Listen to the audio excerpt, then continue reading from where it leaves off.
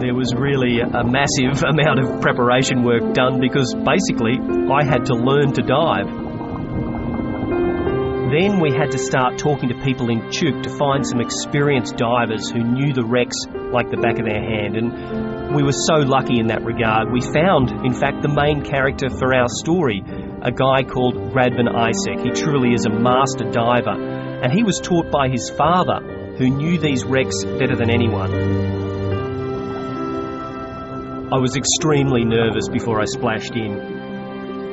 You are doing something which can be very dangerous, wreck diving, and when you dive in, the first thing you notice is all you can hear is the sensation of your own breathing. But then it hits you, there's all this vivid colour, there are multicoloured fish, there are red corals, there are reef sharks.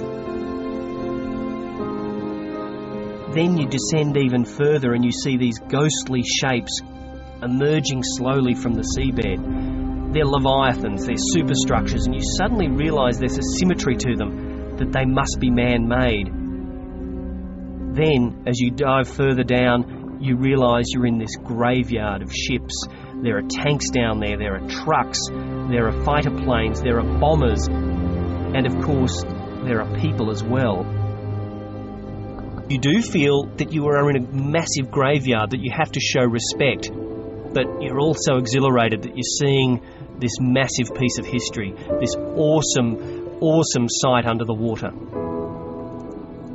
All this stuff came from above, from dozens of Japanese ships which were anchored here in 1944. Hundreds of US warplanes appeared and they just began a huge bombing raid after raid. And those raids were even more powerful than the one that the Japanese delivered at Pearl Harbor.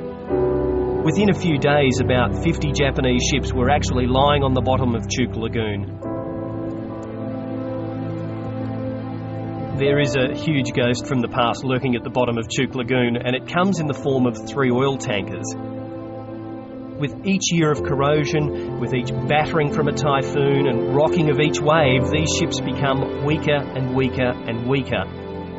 And there are predictions that within a few years, just a few years, one or more of these tankers could finally rupture and then vomit out its toxic cargo. And we're already getting a taste of things to come with some of these wrecks slowly bleeding their oil out. We saw it. There were globs of oil leaching up from the hulls. They're like little black pebbles of poison slowly floating up towards the surface.